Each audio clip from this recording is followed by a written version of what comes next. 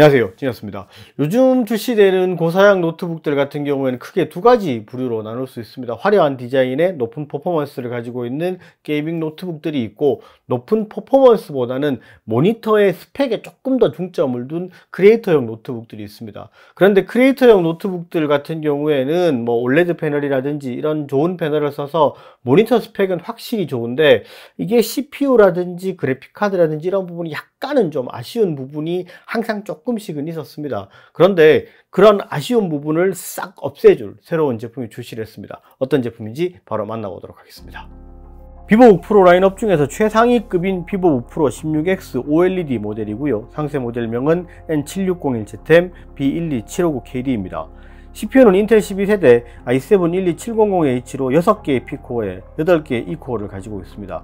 메모리는 DDR5 32기가로 동급 제품에서 가장 높은 메모리를 가지고 있습니다. 그래픽카드는 RTX 3060이 장착되어 있고, 최대 TGP는 115W로 크리에이터 전용에서는 가장 높은 TGP를 가지고 있습니다. SSD도 PCI Express 4.0 4배속 1TB를 기본으로 가지고 있고, 1개의 추가 슬롯이 있습니다. 모니터는 16:10 비율의 4K 해상도인 3840의 2400 해상도를 가진 OLED 패널입니다. 기본 밝기 400니트에 순간 최대 밝기 600니트를 가지고 있고, 팬톤 인증을 받은 크리에이터에 가장 최적화된 현존 최고 스펙의 모니터를 가지고 있습니다. 제품의 색상은 제로 디그리 블랙으로 제품의 전체가 블랙 색상의 메탈 바디로 되어 있습니다. 배터리도 90W의 대용량 배터리를 가지고 있고, 인텔 12세대 CPU가 장착된 만큼 썬더볼트 4를 지원하고 PD 충전도 버전 3.0으로 최대 100W까지 지원합니다. 페이퍼 스펙상 무게는 2.3kg이고요. 높은 스펙을 가지고 있는 고가 제품인 만큼 모니터를 포함한 전체 제품 2년 무상 서비스가 지원이 됩니다. 제품의 판매가는 리테일가 기준 254만9천원입니다. 자, 사양을 쭉 보니까 이게 뭐 게이밍 노트북인가 싶을 정도 수준으로 사양이 높습니다. 이제까지 크리에이터용 노트북들은 그래픽카드가 이렇게 높은 게 잘 안 들어갔고, 최고로 RTX 3050 Ti가 들어가 있다 하더라도 TGP 세팅이 좀 낮게 돼 있었습니다. 그래서 조금 아쉽다라는 생각들 하셨는데, 이 제품은 RTX 3060의 TGP가 115W예요. 거기다가 CPU도 i7 12700H고, 메모리도 DDR5 32기가가 쿼드 채널을 구성을 하고 있습니다. 이게 상당히 옵션이 높아요. 이게 게이밍 제품도 아니고 크리에이터용인데, 이게 이 옵션을 다 원활하게 성능을 잘 뽑아낼 만큼 쿨링이 잘 될까 싶은 생각이 있죠. 쿨링 시스템을 한번 확인해 봐야 되겠습니다. 제품의 바닥면을 보면 내부에 쿨러랑 히트파이프가 있는 자리에 메쉬 구조로 바람이 잘 통하도록 되어 있는 것이 확인이 됩니다. 안쪽을 보면 히트파이프가 되게 잘 되어 있는 것처럼 보이기는 하는데, 자세히 보려면 열어서 확인을 해 봐야 되겠죠. 히트파이프가 지금까지 비보북 계열에서 보던 것과는 차원이 다릅니다. 저는 딱 열어보고 들은 느낌이 이게 뭐야? 제피러스야? 이런 느낌이 들었습니다. 히트파이프가 제피러스랑 비교를 해도 전혀 꿀리지 않을 수준입니다. 꿀리지 않는다가 아니고 거의 동급이라고 봐도 될 정도 수준의 히트파이프로 잘 해놨습니다. 내부를 보는 김에 나머지도 쭉 한번 살펴보도록 하겠습니다. 무선 랜카드는 인텔 AX211NGW 모델에 장착되어 있고요. SSD는 마이크론 1TB인데 읽기 쓰기 속도는 보시는 것처럼 PCI Express 4.0 4배속이 거의 풀로 나오는 상당히 빠른 놈이 장착되어 있습니다. 메모리는 토탈 32기가인데 16기가는 메인보드에 온보드로 되어 있고, 추가 슬롯에 장착된 제품은 삼성 DDR5 16기가 4800MHz가 추가 장착되어 있습니다. 그리고 메모리 옆에 SSD를 한 개 더 추가할 수 있는 슬롯이 있고, 최대로 2TB까지 인식을 합니다. 참고로 말씀드리면 메모리랑 SSD는 제품의 생산 시기에 따라서 제조사가 바뀔 수가 있습니다. 그렇지만 동급 성능을 가진 제품이 항상 장착이 됩니다. 쿨링 시스템이 거의 뭐 진짜 아까 말씀드렸다시피 제피러스급으로 막 사정없이 히트파이프를 막 때려 박아 놨습니다. 이 정도 수준이면 뭐 발열 제어나 이런 부분은 크게 문제가 없을 것 같은데, 그건 이따가 다시 디테일하게 확인을 해 보도록 하고요. 이 제품을 이야기하면서 빠질 수 없는 부분이 또 하나 있습니다. 바로 확장 포트인데요. 이전 세대에 비해서 확장 포트를 진짜 대거 업그레이드를 했습니다. 어느 정도 스펙인지 한번 확인을 해 보도록 하겠습니다. 이 제품 뒷면에는 확장 포트가 없고 좌측과 우측면에만 확장 포트가 있습니다. 이것들이 전부 업그레이드가 되었는데, 먼저 우측면을 살펴보겠습니다. 첫 번째 USB Type-C 포트는 썬더볼트 4 단자입니다. 모니터 출력과 PD 충전을 지원하고요. 두 번째 있는 USB-C 단자는 표기상 USB 3.2라고 되어 있는데, 확인 결과 이것도 썬더볼트 4 단자이고요. 동일하게 모니터 출력이랑 PD 충전을 지원을 합니다. 그리고 옆에 있는 HDMI 2.1 포트는 4K 120Hz, 8K 60Hz까지 출력을 지원을 합니다. 그러니까 썬더볼트 4를 지원하는 USB Type-C 단자 2개와 HDMI 2.1 포트를 전부 활용을 하면 최대로 3개의 모니터를 추가로 연결이 가능합니다. 실제로 연결을 하면 노트북이 가지고 있는 모니터를 포함해서 토탈 4개의 모니터가 사용이 가능합니다. 그리고 옆에 있는 USB Type-A 포트도 3.2 Gen2를 지원하기 때문에 최대 10GBps의 빠른 속도를 지원을 합니다. 반대쪽을 보시면 기본적으로 전원 단자가 있고 최대 2.5GB까지 지원하는 RJ45 단자, USB 3.2 Gen1을 지원하는 Type-A 포트가 있고요. 그리고 마이크로 SD 카드 리더기가 있는데 이게 지금까지 나와 있는 제품 중에서 전송 속도가 가장 빠른 제품이 장착되어 있습니다. 노트북의 기본적인 외관도 이전 세대에 비해서 많은 부분이 바뀌었습니다. 기본적인 느낌은 알루미늄 상판에 피보북 로고가 있는 모양 그대로인데 실제로 이 로고 이외의 디자인적인 부분은 대부분이 바뀌었다고 보셔도 됩니다. 모니터를 개방했을 때 뒷면을 보면 예전과는 다르게 아래쪽에 커팅이 들어간 게 보일 겁니다.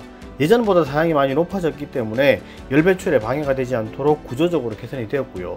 그러면서 내부의 베젤도 아래쪽으로 확 줄어들면서 사면 전체 슬림 베젤 구조로 되었습니다. 그러면서 전체적인 사이즈가 더 줄었고요. 키보드 위쪽 부분도 디자인이 좀 바뀌었습니다.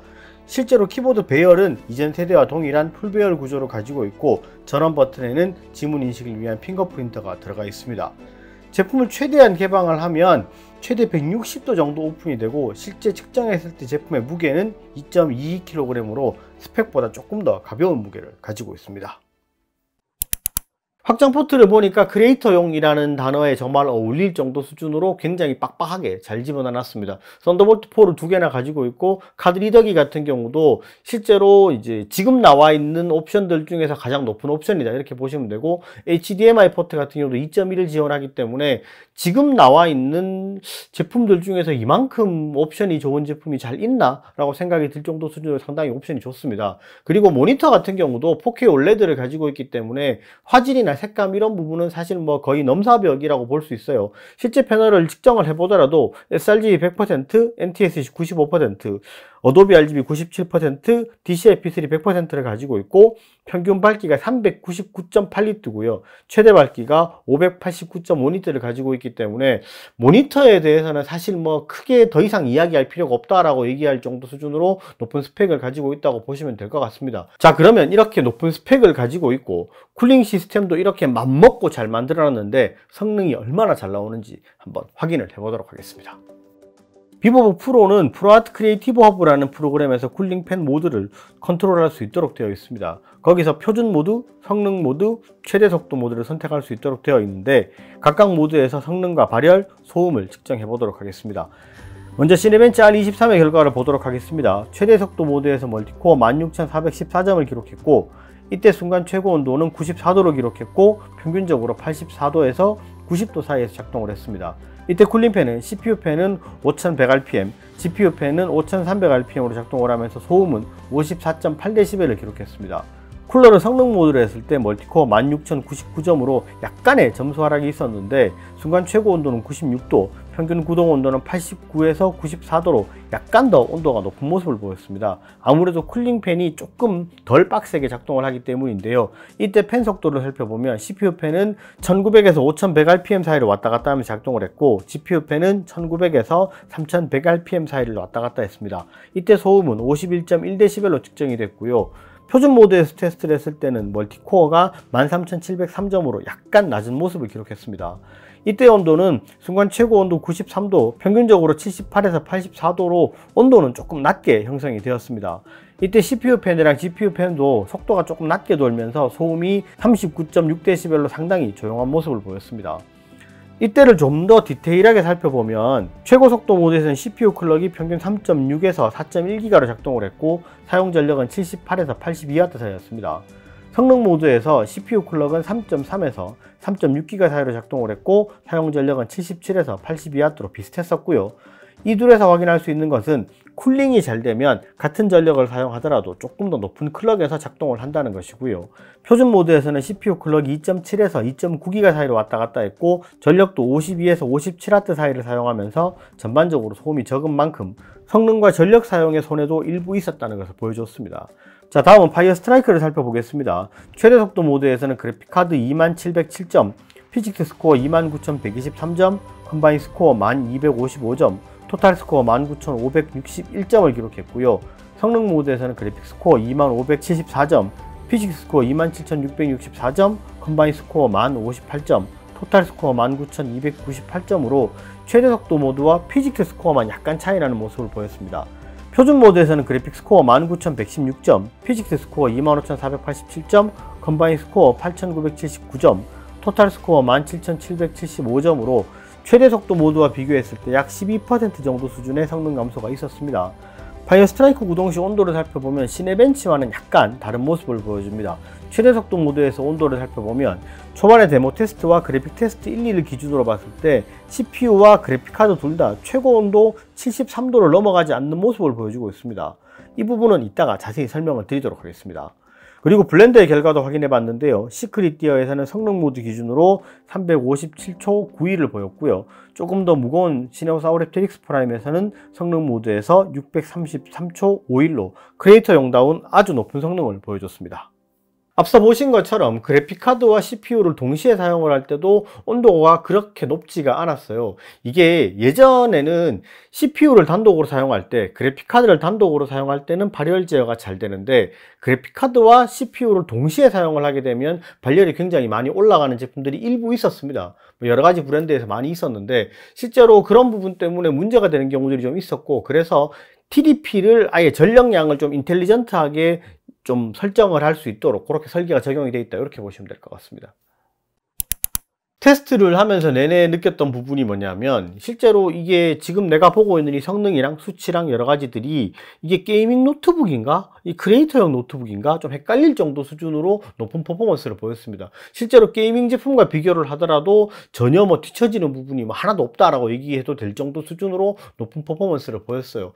어떤 느낌을 받았냐면, 이게 제피러스에다가 모니터를 4K OLED로 바꾸고 이 외관 프레임을 풀 알루미늄으로 싹 다 업그레이드를 해놓은 그런 느낌을 받았습니다. 왜 이게 크리에이터 분들 그런 경우들 있었잖아요. 이게 아까 말씀드렸다시피 게이밍 제품들은 외관도 현란하고 굉장히 LED라든지 이런 것도 화려하고 이렇게 되어 있기 때문에 난 이런 화려한 디자인이 좀 싫은데 어쩔 수 없이 내가 높은 퍼포먼스 때문에 게이밍 제품을 구매를 한다, 이러신 분들 분명히 있었을 겁니다. 좀 연령대가 있으신 분들이라든지 아니면 여자분들 같은 경우에는 이거 게이밍 너무 유치해서 싫다, 이렇게 말씀하시는 분들이 실제로 저한테 구매를 하시는 분들도 상당히 많이 있습니다. 그런 것들을 봤을 때 그런 분들이 선택을 하면 굉장히 좀 좋은 옵션이 아닌가라는 생각을 했었습니다.